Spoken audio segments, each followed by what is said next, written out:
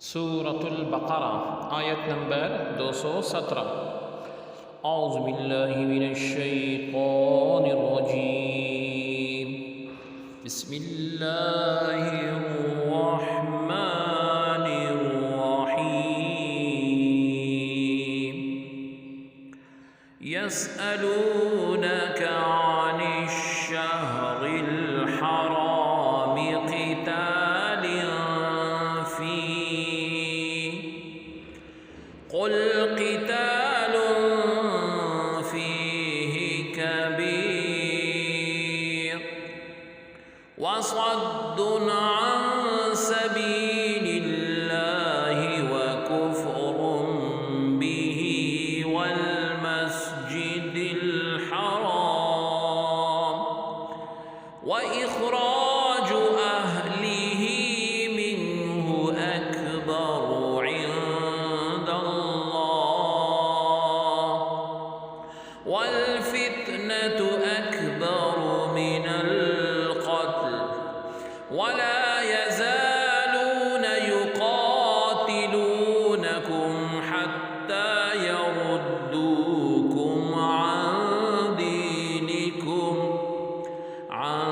دينكم إن استطاعوا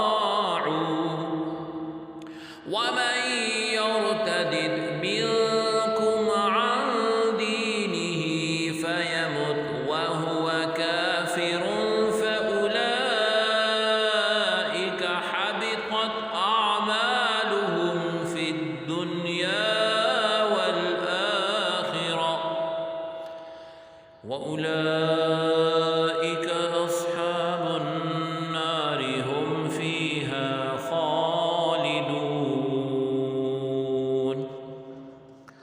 لفظی ترجمہ ہے یسألون سوال کرتے ہیں کا آپ سے عن متعلق الشہری مہینہ الحرامی حرمت والا قتال لڑنا فی میں ہی اس قل کہہ دو قتال لڑنا فی میں ہی اس کبیرن بڑا گناہ وا اور صدن روکنا عن سی سبیلی راستے اللہ رب العزت کے وا اور کفرن کفر بھی ساتھ ہی اس کے وا اور المسجدی مسجد الحرامی حرام وا اور اخراجو نکالنا اہلی رہنے والوں ہی اس کے من سے ہو اس اکبرو زیادہ بڑا عندہ نزدیک اللہ رب العزت وا اور الفتنۃ فساد اکبرو زیادہ بڑا من سے القتل قتل وا اور لا یزالون ہمیشہ یقاتلون لڑیں گے کم تم سے حتیٰ یہاں تک یردو پھیر دے کم تم کو عن سی دینی دین کم تمہارے ان اگر استطاعوا وہ طاقت رکھیں وا اور من جو یرتدد مرتد ہو جائے من سے کم تم عن سے دینی دین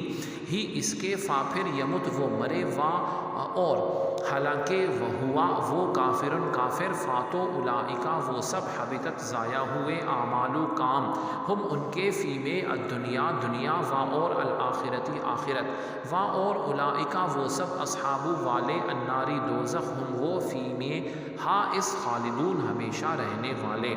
با محاورہ ترجمہ ہے لوگ آپ سے حرمت والے مہینے میں جنگ کا حکم دریافت کرتے ہیں، فرما دیں اس میں جنگ بڑا گناہ ہے اور اللہ رب العزت کی راہ سے روکنا اور اس سے کفر کرنا اور مسجد حرام خانہ کعبہ سے روکنا اور وہاں کے رہنے والوں کو وہاں سے نکالنا اللہ رب العزت کے نزدیک اس سے بھی بڑا گناہ ہے اور یہ بھی فتنہ انگیزی قتل و خون سے بھی بڑھ کر ہے اور یہ کافر تم سے ہمیشہ جنگ جاری رکھیں گے یہاں تک کہ تمہیں تمہارے دین سے پھیر دیں۔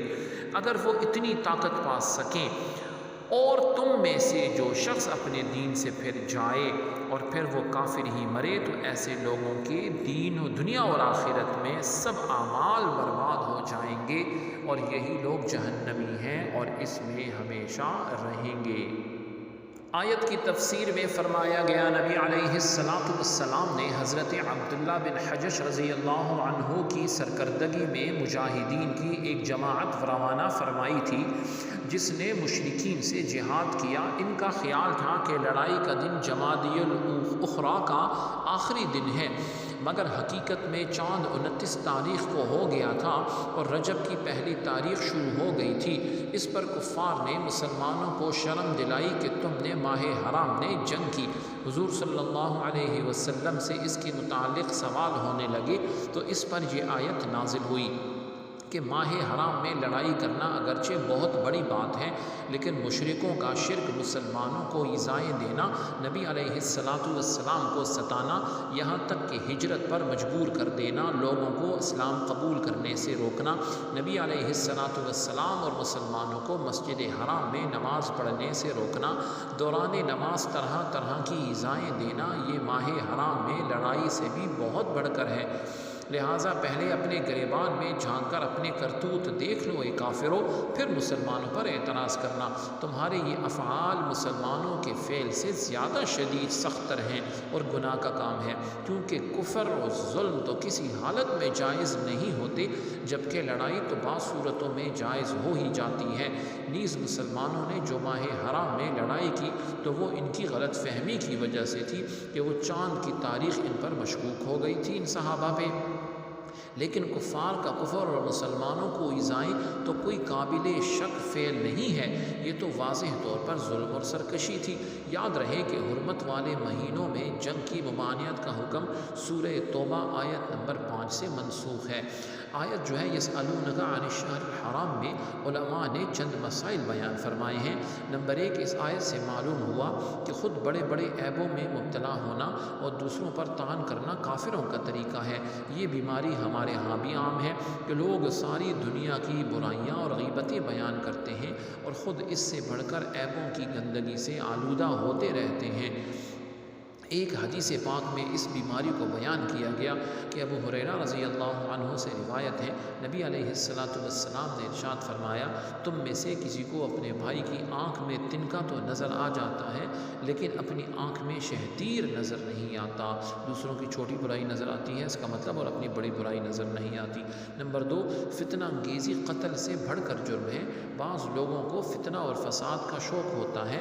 آیت میں تو فتنے سے مراد کفر اور شرک ہے، لیکن اس سے ہٹ کر بھی فتنہ انگیزی کوئی معمولی جرم نہیں ہے۔ نمبر 3، اس آیت سے صحابہ رضی اللہ عنہم کی شان بھی معلوم ہوئی کہ کفار نے صحابہ رضی اللہ عنہم پر اعتراض کیا اور اللہ تعالی عز و جل نے صحابہ اکرام رضی اللہ عنہم کی طرف سے کفار کو جواب دیا۔ آگے فرمایا گیا وَلَا يَزَالُونَ يُقَاتِلُونَكُمْ، اور وہ ہمیشہ تم سے لڑتے رہیں گے۔ اس آیت میں خبر دی گئی کہ کفار مسلمانوں سے ہمیشہ عداوت رکھیں گے، دشمنی رکھیں گے، اور جہاں تک ان سے ممکن ہوگا وہ مسلمانوں کو دین سے منحرف کرنے کی کوشش کرتے رہیں گے۔ چنانچہ آج دنیا میں یہی ہو رہا ہے۔ کفار کی ہزاروں تنظیمیں مسلم اور غیر مسلم ممالک میں اپنا دین، اپنا کلچر، اپنی تہذیب پھیلانے میں مصروف ہیں۔ جہاں اصل اسلام سے پھیر سکے وہاں اسلام سے پھیرنے کی کوشش کرتی ہیں، جہاں یہ نہ ہو سکے وہاں لوگوں کو قرآن کی منمانی تعویلوں میں لگا دیتی ہیں، اپنی معنی جو ہے کرتے ہیں، حدیثوں کے انکار میں لگا دیتی ہے، نت نئے فتنوں میں مبتلا کر دیتی ہے۔